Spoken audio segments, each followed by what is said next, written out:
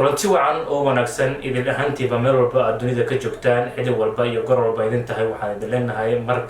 kale kulanti wacan oo wanaagsan maanta waxaan eegi doonaa u dabaaldegidda sanadka cusub maxsadiinta ka qabta u dabaaldegidda sanadka cusub haddaba aynu wada daawano waxa idinta ka qabto iyo sida ay ku timaaday muddo ku dhow 4,000 sano ayaa sanad walba waxaa la sameyn jiray u dabaaldegidda sanadka cusub maantana aynu joogno u dabaaldegidda iyo soo dhaweynta sanadka cusub waxa ay si rasmi ah u bilaabataa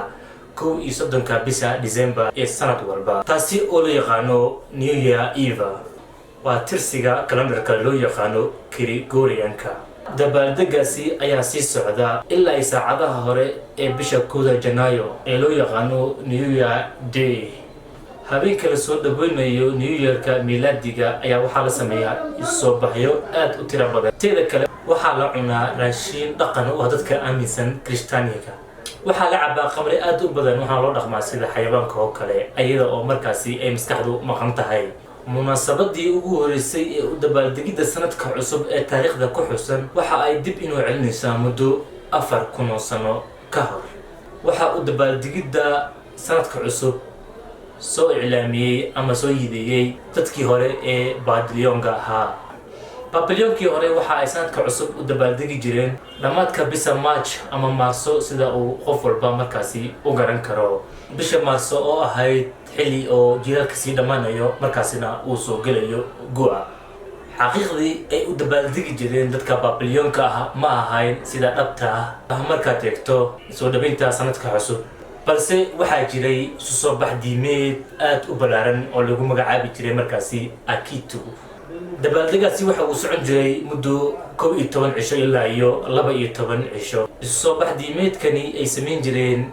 Babilonkii hore waxaa la sheegaa in lagu xusi jiray guushii uu gaaray waxa ay ilaahay ku magacaabi jireen Marduk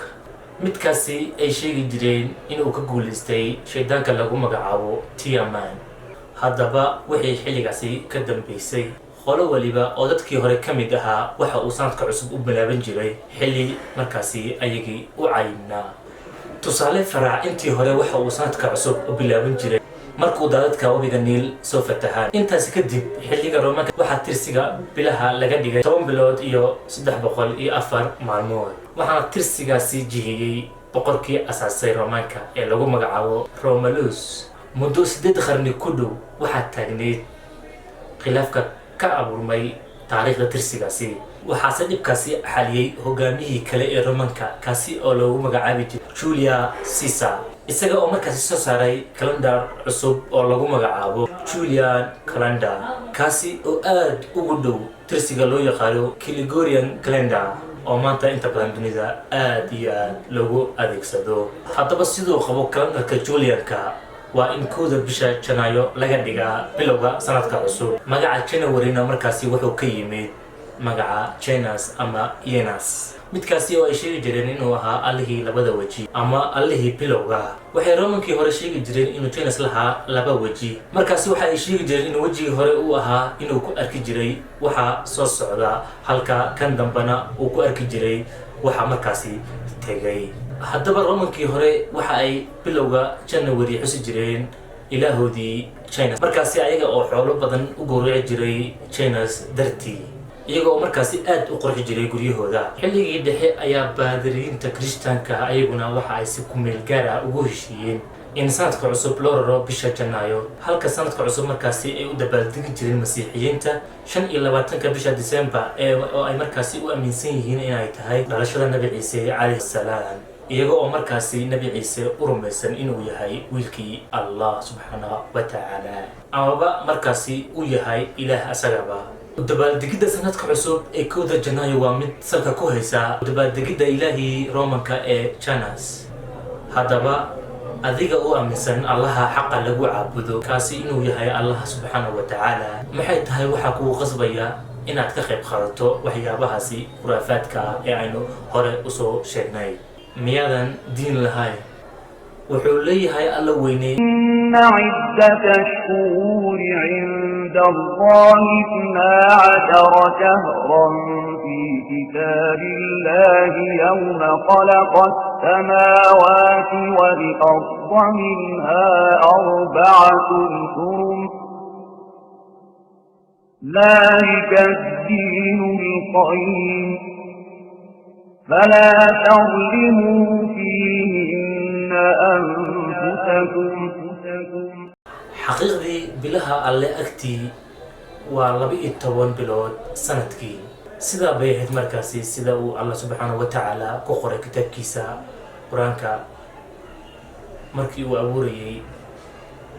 dhulka cirka badda iyo dhammaan wixii markaasi makhluuq ah sidaa awgeed bilahaasi waxaa ka mid ah 4 bilood markaasi caagan oo markaasi xurmo leh waxaa bilahaasi ka mid ah 4 bilood caagan oo markaasi xurmo gaar ahaaneed leh bilahaasi waxaa ka mid ah bisha koowaad ee Muharram tan toddobaad ee Rajab waa tan 11aad ee Dulqacda sida u taqaanaan waa sida taale tan 12aad oo xajka oo markaasi bisha Carafo lagu magacaabo sida baa ah diinta toosan ee xaqu dulminina naftiina dhexdooda haddaba walaalayaal macawantii Kirishtaanka ay raacaysan sida Roomaankii horeba iyo kuwa haddaba ay u raaceen ama Allah subxaanahu wa ta'ala ay raacsan tahay oo aad rumaysan tahay amarkiisa waxaan filayaa inaad aad ugu bogateen dhaqamada qarsoon sidoo kale waxaan halkan ku soo afmeerinaa guud ahaanba barnaamijkii ahaa u dabaaldegidda Happy New Year ama sanadka cusub qof walba sidoo ku aaminsan yahay daawade adigaba maanta maxaad ka aaminsan tahay ama sidee baad u aragtaa u dabaaldegidda Happy New Year ama sanadka cusub haddaba daawade hadduu fikirkaagu ka duwan yahay fikirka aan maanta soo bandhigay wixii farina aan noo hayso commentiga inoogu reeb intaan barnaamij lamida aan dib uga kulmayno waxaan idinkaga tegayaa sidaa iyo nabadgelyo